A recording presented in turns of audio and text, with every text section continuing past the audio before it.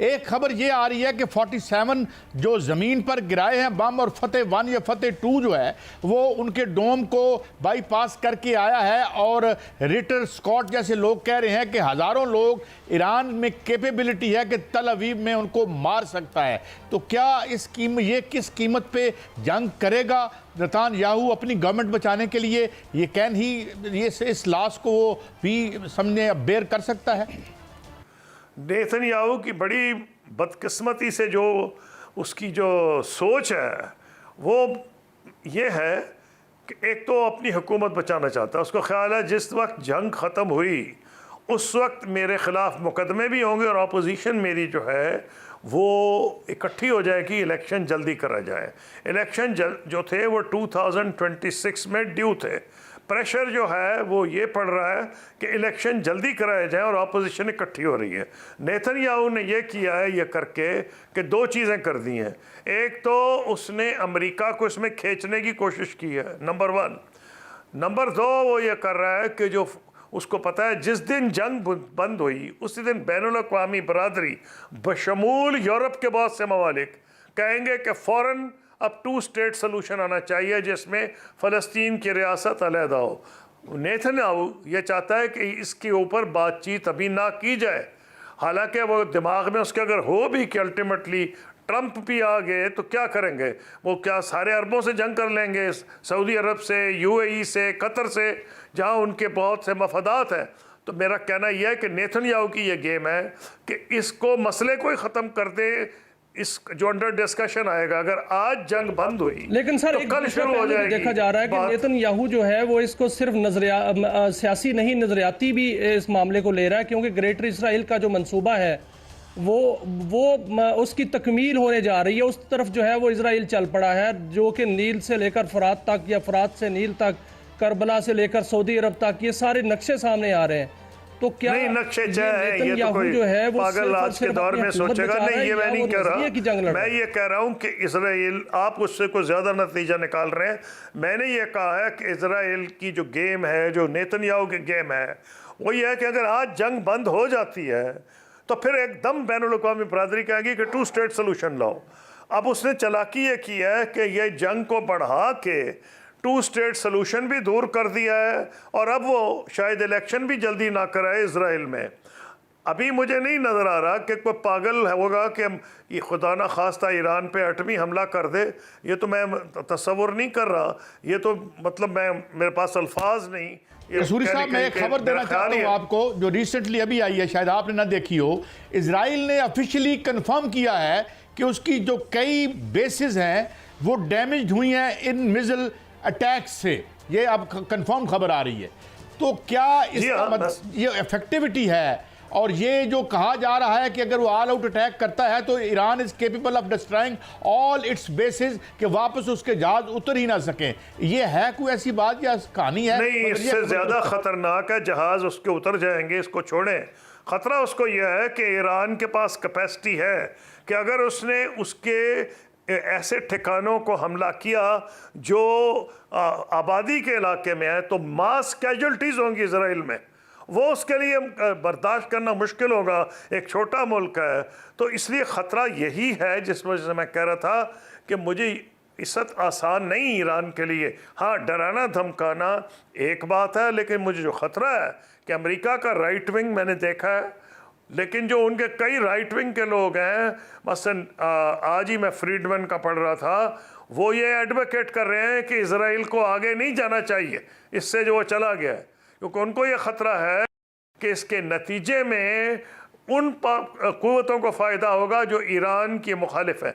आज जो आपको जंग नज़र आ रही है ना, बड़ा आसान होता है अपनी फ़ौजें भेज देना। इसराइल ने लबनान में कई मरतबा फ़ौजें भेजी हैं। पहली बार 1976 में भेजी हैं, 82 में भेजी हैं, फिर उन्होंने जब भेजी हैं, फ़ौज भेजना आसान है, इराक़ ने भी फ़ौज भेज दी थी, अमेरिका ने, निकालना बड़ा मुश्किल होता। और बड़ी कैजुअल्टीज़ हुई थी जब इसराइल ने अपनी फ़ौजें वापस की हैं।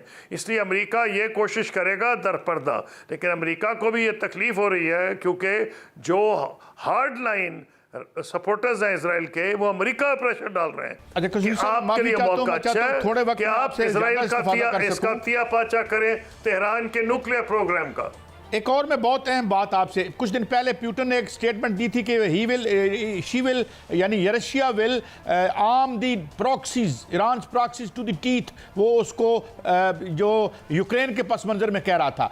क्या कोई आप समझते हैं कि इनका कोई अरेंजमेंट है, और ये जो हाइपरसोनिक उन्होंने चलाए हैं, कोई ये आपको नेक्सस डील सब नज़र आ रही है रूस और ईरान के माबैन? देखिए, रूस जो आप कह रहे हैं, रूस का कोई पब्लिक बयान तो ऐसा नहीं आया, ये तो कयास आराई ज़रूर की जा सकती, मैंने नहीं देखा रूस का। लेकिन मैं बिलीव करता हूँ कि रूस ये ज़रूर चाहेगा कि अमेरिका को फंसाए वहाँ, क्योंकि अमेरिका उसको फंसाने की कोशिश कर रहा है उसके अपने बॉर्डर्स के इर्द गिर्द। बिल्कुल ये पॉसिबल है। जहाँ तक हाइपरसोनिक मिसाइल है, वो हाइपरसोनिक मिसाइल्स ही इनके कुछ मेरा ख्याल है वहाँ पहुँचे। उसकी वजह यह है उसकी स्पीड है 5 times the speed of sound, और उसके लिए इन्होंने रिवर्स इंजीनियरिंग काफ़ी की है, और उसके लिए लाइट फ्रेम्स बनाए हैं अपनी मिसाइल्स के। मुझे पता है कि रिवर्स इंजीनियरिंग से बहुत कुछ हो सकता है, पाकिस्तान ने भी बहुत कुछ किया रिवर्स इंजीनियरिंग से, और जो आप कह रहे हैं वो मैं मुमकिनात में समझता हूँ, क्योंकि रूस के मफाद में है कि वो ये ना चाहे कि अमेरिका आसानी से यहाँ निकल जाए। तो ये तो कयास आ रही की हद तक तो मैं मानता हूँ, लेकिन रूस ने ऐसा बयान मेरी नज़र से नहीं गुजरा। एक और सवाल, ये अब नए हुर्मुज़ है, ये यहाँ पर जो सारे इनके लड़ाका जो शिप्स खड़े हैं, क्या फिर ये अगर ईरान के खिलाफ ऑल आउट जाते हैं, उसकी न्यूक्लियर कैपेबिलिटीज़ को वो न्यूट्रलाइज करने की कोशिश करते हैं, तो क्या ईरान फिर इन रिटेलिएशन इनको भी निशाना बना सकते हैं अगर अमेरिका शामिल होता है तो जो उसके एसेट्स हैं इन समंदरों में? जी, उससे भी बड़ा ख़तरा है। उससे तो पाकिस्तान को भी पनाह मांगनी चाहिए कि अगर उसने जहाज़ सिंक कर दिए, छोड़े कोई जहाज़ थर्ड क्लास जहाज़ सिंक कर दे, तो रास्ते बंद कर दे, तो तेल की कीमत तो पता नहीं दुगनी तिगनी हो जाएगी। तो जो लोग गरीब बोल के हैं उनका भी बेड़ा गर्क हो जाएगा साथ। शुरू तो अमेरिका और इजराइल की गेम है, लेकिन अगर ईरान को कॉर्नर किया गया तो फिर एक किस्म की वार्निंग हो उन मुल्कों को वो देगा जो इस वक्त अमेरिका के साथ सीक्रेटली हैं या ओपनली नहीं है।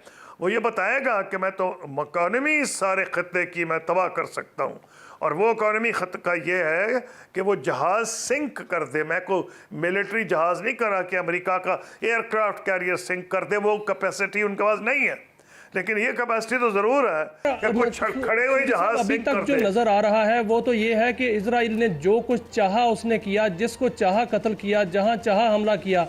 मुस्लिम वर्ल्ड को क्या करना चाहिए? मुस्लिम वर्ल्ड खामोश नज़र आ रही है सर। देखें, जब हम मुस्लिम वर्ल्ड का जिक्र करते हैं कोई नई बात नहीं है। मैंने तो कई OIC की कॉन्फ्रेंसेस अटेंड की हैं।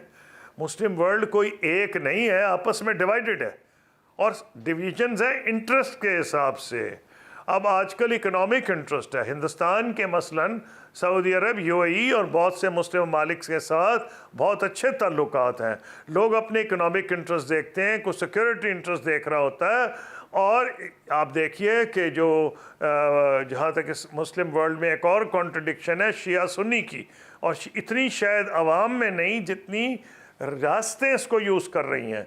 तो अगर मुख्तलिफ़ किस्म के जो डिविजन्स हैं उसकी वजह से, ये मैं अब ज़्यादा नहीं कहना चाह रहा क्योंकि मेरी बातों का कुछ नतीजा निकल सकता है, मैं नहीं इससे ज़्यादा कहना चाहता। एक काफ़ी डिविजन्स हैं इस मुस्लिम वर्ल्ड में जिसका पूरा फ़ायदा इजराइल उठा रहा है। कोई मुस्लिम वर्ल्ड एक एंटिटी नहीं है, तो आपस में बड़ी ज़्यादा डिविजन्स हैं। कसूरी साहब, आपने मैशत की तरफ इशारा किया, पहले ही पूरा दुनिया एक इकोनॉमिक विंटर में एंटर हो चुकी है। In case this war escalates, तो आप समझते हैं कि क्या हम 1930 वाले बहरान में वापस जा सकते हैं अगर इन्होंने रेस्ट्रेन शो ना की? जी हाँ, मैं समझता हूँ कि बहुत बड़ा ख़तरा है।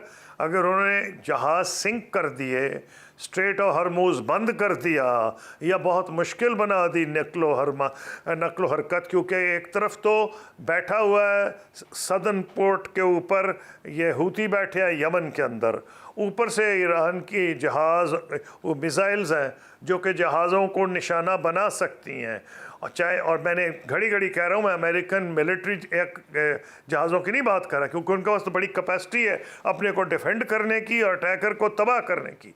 मैं बात कर रहा हूँ कोई जहाज़ सिंक कर दे, रास्ते बंद कर दे, तो दुनिया की मईशत पे बहुत सख्त मनफी असरात पड़ेंगे। ख़ास तौर पे जो गरीब ममालिक हैं उनको बहुत ज़्यादा नुकसान होगा, तेल की कीमत बढ़ेगी, उसका तो पाकिस्तान पे भी असर पड़ जाएगा।